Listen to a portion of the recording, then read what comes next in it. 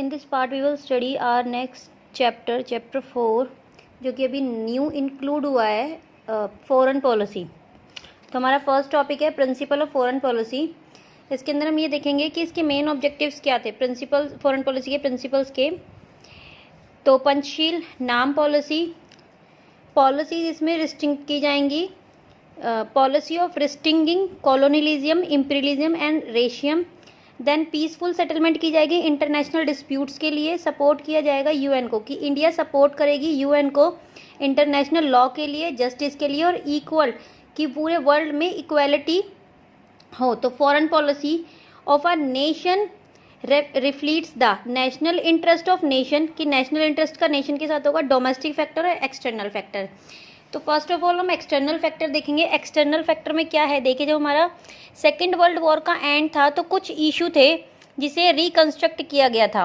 Beginning हुई थी उस टाइम कोल्ड वॉर की, यूएनओ इंटरनेशनल बॉडी स्टैब्लिश की गई थी, बहुत सारी न्यू कंट्री जो थी इमर्ज हुई थी डी कॉलोनियलिज्म से, बहुत सारे न्यू नेशन जिन्हें दो फेसिंग चैलेंजेस फेस करने पड़े थे, वेलफेयर और डेमोक्रेसी, इंक्लूडिंग आर इंडिया। ये तो हमारे एक्सटर्नल फैक्टर है। Now next is domestic factor. Domestic factor में क्या है, ब्रिटिश गवर्नमेंट जब हमारी कंट्री से गई थी, लेफ्ट हुई थी, तो उस टाइम पे डिस्प्यूट चल रहे थे, इंटरनेशनल डिस्प्यूट, जैसे कि चाइना के साथ, पाकिस्तान के साथ। और ये जो पार्टीशन था, ये एक बिटर पार्टीशन था हमारे इंडिया के लिए। देन नीड थी हमें सोशल इकोनॉमिक डेवलपमेंट की और पॉवर्टी को रिमूव करने की। नोबल आइडियाज़ थे, जैसे कि इंस्पायर्ड थे इंडियन स्ट्रगल फ्रीडम को लेके, और इन्फ्लुएंस हुए थे फॉरेन पॉलिसी से, एग्जाम्पल इक्वालिटी और जस्टिस को लेके। ज्योग्राफिकल लोकेशन और रियलिटीज़ इंक्लूड थी इसके अंदर। देन कुछ बैकड्रॉप भी थे, इसमें रिस्पेक्ट की गई थी सोवरेनिटी को। इनका फॉरेन रिलेशन का एम ये था कि हम सोवरेनिटी की रिस्पेक्ट करेंगे और अचीव करेंगे सिक्योरिटी। देन इसका क्या एम था, मेंटेन्स ऑफ पीस को मेंटेन करके रखेंगे। नेक्स्ट क्या था कि फाइंड करेंगे इको directive principle of state policies में, जो कि आर्टिकल 51 में मेंशन है। इसमें इंडियन कॉन्स्टिट्यूशन में आर्टिकल 51 में मेंशन किए गए हैं, ले डाउन है directive principle of state policy, जो कि प्रमोट करता है इंटरनेशनल पीस एंड सिक्योरिटी को, और प्रमोट करता है इंटरनेशनल पीस और सिक्योरिटी के साथ साथ मेंटेन करता है जस्टिस को, और ऑनरेबल करता है relation between the nation. Faster respect करता है इंटरनेशनल लॉ और ट्रीटी की, जो भी ट्रीटी साइन की जाएंगी।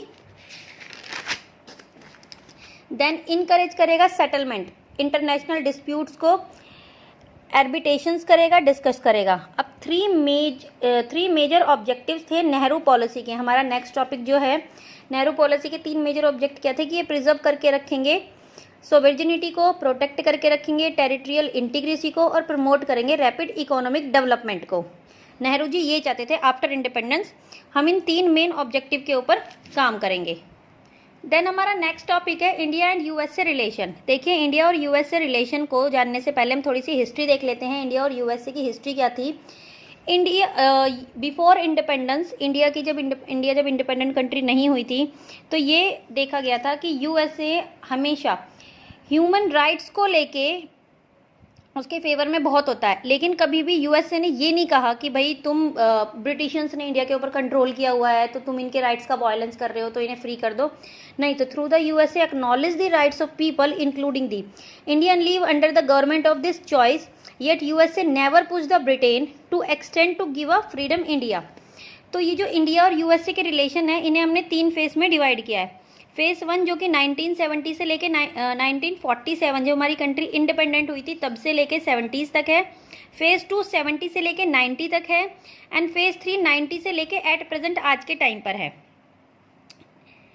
देन फर्स्ट टॉपिक देखिए इसमें, फर्स्ट पॉइंट देखिए, it was the cooperation and conflicts. इसमें हम क्या पढ़ेंगे, हम दोनों चीज़ देखेंगे, कोऑपरेशन भी किया है और कॉन्फ्लिक्ट्स भी, इन तीनों फेसेस में, कि दोनों कंट्रीज़ के बीच कॉन्फ्लिक्ट्स भी हुए हैं काफ़ी, और एक दूसरे को कोऑपरेट भी किया गया है। तो हमारा फर्स्ट पॉइंट है, इंडिया और यूएसए की जो आइडियोलॉजी थी वर्ल्ड व्यू पे, वो बहुत डिफरेंट थी। डिफरेंट कैसे थी कि देखिए, जब सेकेंड वर्ल्ड वॉर हुआ था तो 2 ब्लॉक्स में, end of second world war तक हमारी जो वर्ल्ड था वो 2 ब्लॉक्स में डिवाइड था, वेस्टर्न ब्लॉक और ईस्टर्न ब्लॉक। वेस्टर्न ब्लॉक में यूएसए था, ईस्टर्न ब्लॉक में यूएसएसआर था। यूएसए में कैपिटलिज्म को फॉलो किया जाता था, जबकि यूएसएसआर में कम्युनिज्म को। तो यूएसए क्या चाहता था कि ये दोनों ब्लॉक्स की जगह एक ही ब्लॉक हो जाए, यानी कि बायोपोलर की जगह यूनिपोलर हो जाए। लेकिन इंडिया क्या चाहता था कि सारे में डेमोक्रेसी को इम्प्लीमेंट किया जाए। तो यूएसए ये चाहता था कि इंडिया आफ्टर इंडिपेंडेंस यूएसए के साथ मर्ज हो जाए, लेकिन इंडिया ने मर्ज होने से मना कर दिया। उन्होंने जो भी इंडिया और न्यूली इंडिपेंडेंट कंट्रियां थी, उन्होंने एक अपना अलग ग्रुप बनाया, नाम नॉन अलाइनमेंट। तो 1949 में इंडिया ने ये रिकॉग्नाइज किया कि कम्युनिस्ट गवर्नमेंट, चाइना का जो मेनलैंड है वहाँ पर कम्युनिस्ट गवर्नमेंट है, जबकि इंडिया जो था वो नॉन कम्युनिस्ट कंट्री थी।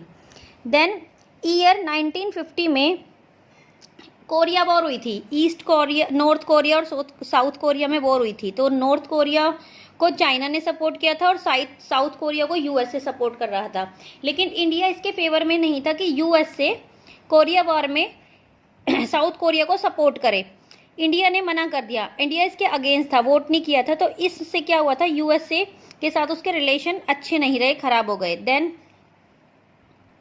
1966 में क्या हुआ था, वियतनाम, एक India's criticize of the US intervention in Vietnam. इसमें क्या था, जो प्रेसिडेंट थे वहाँ के लैडन बी जॉनसन, इन्होंने रिस्ट्रिक्ट कर दी थी फूड की सप्लाई जो कि इंडिया में की जाती थी। पब्लिक लॉ 48 प्रोग्राम के थ्रू इंडिया में यूएसए की साइड से फूड ग्रेन सप्लाई किए जाते थे, लेकिन क्योंकि इनके रिलेशन अच्छे नहीं थे, कोरिया में इंडिया ने यूएस के अगेंस्ट गया था। तो अब यूएसए ने क्या फाइनल डिसीजन लिया कि हम इंडिया को फूड ग्रेन सप्लाई नहीं करेंगे। देन नेक्स्ट इज 1968 में क्या होता है, देखिए 1968 में एक ट्रीटी साइन कराते हैं यूएसए एनपीटी की, नॉन प्रोलिफरेशन ट्रीटी, जिसमें कि आप न्यूक्लियर पावर्स का यूज़ नहीं करेंगे, उसे नहीं बनाएंगे। लेकिन इंडिया वो ट्रीटी साइन करने से रिजेक्ट कर देता है, मना कर देता है। अब देखिए ये तो कुछ ऐसे थे जिसमें कि इन दोनों के बीच हमेशा कॉन्फ्लिक्ट्स रहा, फेवर्स में नहीं रहे। लेकिन इसके बावजूद, इतने कुछ होने के बावजूद भी यूएसए यही चाहता था कि इंडिया मेरे साथ आके मिक्स हो जाए, मेरे साथ आके रहने लगे। तो वो इसे इन्फ्लुएंस करने लगा। किस तरीके से, चाइना और इंडिया का वॉर हुआ था 1962 में, जिसमें इंडिया ने चाइना के अगेंस्ट यूएसए ने इंडिया का फेवर लिया और उसे अमेरिकन कैरीज अपने बे ऑफ बंगाल के थ्रू भेजे। लेकिन जब चाइना को ये पता चला कि यूएसए इंडिया के सपोर्ट में है, तो चाइना ने नेक्स्ट डे सीज फायर कर दी थी। तो इंडिया के लीडर्स ने और पब्लिक्स ने अमेरिकन इंटरवेंशन का वेलकम किया था। यहाँ अब फिर क्या होता है, यूएसए ने हेल्प की ग्रीन रेवोल्यूशन के लिए इंडिया में कि न्यू टेक्नोलॉजी यूज़ की जाए, western crops, good instrument, fertilizers. यहाँ पे ये अब भी हेल्प कर रहा है, किस वजह से, कि इंडिया यूएसए के साथ आके मर्ज हो जाए। अब 1955 में क्या होता है, पाकिस्तान एक ट्रीटी साइन करता है यूनाइटेड नेशन के साथ, जिसमें कि सीटो, जो कि हम अपनी कॉन्टेम्प्रेरी वर्ल्ड की बुक में पढ़ चुके हैं, South East Asia Treaty Organization, और दूसरी ट्रीटी है सेंट्रल ट्रीटी ऑर्गेनाइजेशन, जिसे बगदाद पैक्ट बोलते हैं। ये दोनों जो ब्लॉक्स हैं ये यूएसए के हैं। तो 1955 में पाकिस्तान ये ट्रीटी साइन कर देता है। उसके बाद 1965 में वॉर होती है इंडिया और पाकिस्तान के बीच। अब यहाँ पे ये क्वेश्चन होता है कि इंडिया सपोर्ट किसका करे। इंडिया पाकिस्तान का सपोर्ट नहीं कर सकता, पाकिस्तान के फेवर में जाएगा तो इंडिया के अगेंस्ट हो जाएगा, क्योंकि इंडिया को वो अपने साथ मर्ज करना चाहता था। इसलिए उसने इंडिया और पाकिस्तान किसी को भी सपोर्ट ना करके ये बोला कि आप ये लड़ाई बंद कर दो, स्टॉप कर दो वॉर, आपको ये नहीं लड़ाई नहीं करनी है। तो यहाँ पर हमारा फेज़ 1 खत्म होता है। अब हम स्टार्ट करेंगे अपनी नेक्स्ट वीडियो में फेज़ 2। Thank you.